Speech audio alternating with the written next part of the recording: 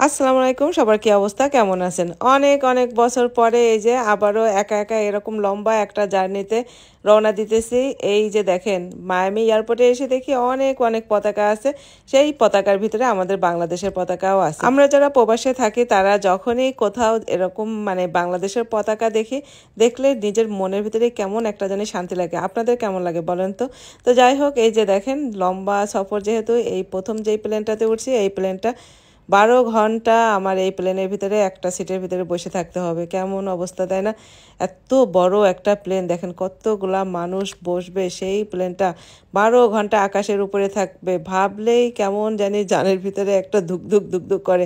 তারপরেও আমরা কিন্তু দেশের টানে, দেশের মায়ায় কিন্তু এই রিস্ক নিতে ভয় পাই না যে বাংলাদেশে যদি না যায় তাহলে বাংলাদেশের প্রিয় মানুষগুলাকে কিভাবে দেখব। একবার প্লেনটা আকাশে উঠে গেলে তারপরে আর এত ভয় লাগে না। তো যাই হোক, এই যে দেখেন প্লেনের ভিতরে তো এটা যেহেতু লং জার্নি একদম, সেই জন্য ওরা ঘুমানোর জন্য একটা ব্ল্যাঙ্কেট দেয়, তারপরে একটা বালিশ দেয়, তারপরে হচ্ছে পায়ের মোজা, আরও হচ্ছে টুথব্রাশ, টুথপেস্ট, অনেক কিছুই দেয়।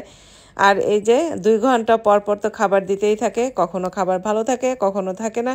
যাই হোক, প্লেনের খাবারগুলো আমার কাছে কখনোই তেমন ভালো লাগে না। যখনই খাবার নেই কখনোই এরকম পুরা খাবার শেষ করতে পারি না। দেখেন, এটা ছিল হচ্ছে বিফ, নিচে বিফ ছিল আর উপরে চিজ কর্ন দিয়ে অনেক, চিজটা খুব খাইতে ভালো লাগছিল।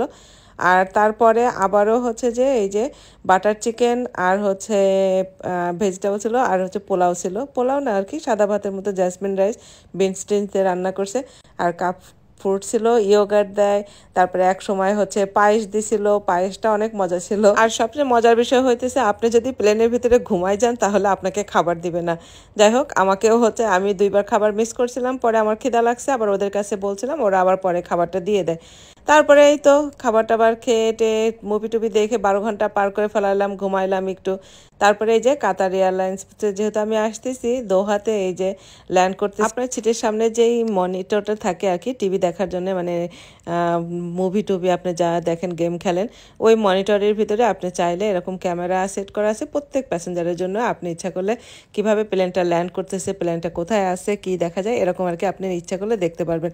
আর এই যে দোহা এয়ারপোর্টে এসে খুব ভালো লাগতেছিল, তখন সব দেশি মানুষ দেখা যাইতেছিল, ইন্ডিয়ান, পাকিস্তানি, আর বেশিরভাগ সব মুসলিম মানুষজনরা সবাই হচ্ছে যে এই যে এয়ারপোর্টে ভরা। খুব ভালো লাগতেছিল এই জিনিসটা দেখে, মনের ভিতরে একটা শান্তি শান্তি ভাব লাগতেছিল যে অলমোস্ট আমি দেশে চলে আসতেছি, আর মাত্র 5 ঘন্টার জার্নি আছে, 5 ঘন্টা পরে তারপরে আমি বাংলাদেশে পৌঁছায় যাব। কি যে একটা ভালো লাগা কাজ করতেছিল।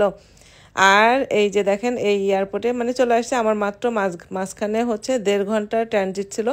1.5 ঘন্টার ভিতরে আমার হাজব্যান্ড অনেক ভয় পাইতেছিল যে 1.5 ঘন্টায় আমি মেক করতে পারবো কিনা।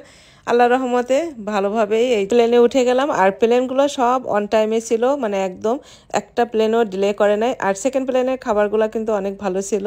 প্রথমে দিছিল এই যে বিফ বিরিয়ানি বলছে, কিন্তু আমার মনে হয়েছিল যে এটা বিফ বিরিয়ানি না, এটা হচ্ছে যে মাটন বিরিয়ানি। কারণ মাংসের ভিতরে কেমন একটা স্মেল ছিল, আমি খাসির মাংস পছন্দ করি না, সেই জন্য বলতেছি, কারণ আমার কাছে মনে হয়েছে এটা খাসির মাংস। এই খাবারটা অনেক মজা ছিল, একটা সালাদ বানাইছিল কর্ন টন সব কিছু দিয়ে, খুবই মজা ছিল। আর এটা হচ্ছে আমের আচার বিরিয়ানির সাথে খাওয়ার জন্য। আর ওইটা ছিল হচ্ছে এটা পুডিং ছিল, এই পুডিংটা অনেক মজা ছিল।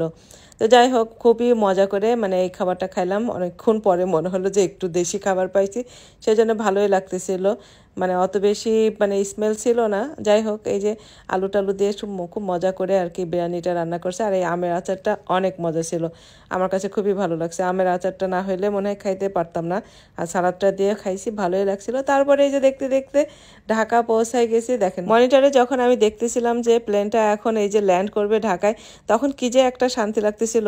আলহামদুলিল্লাহ, ভালোভাবেই হচ্ছে ঢাকাতে পৌঁছাইছি, এখন আমি ঢাকায় আছি।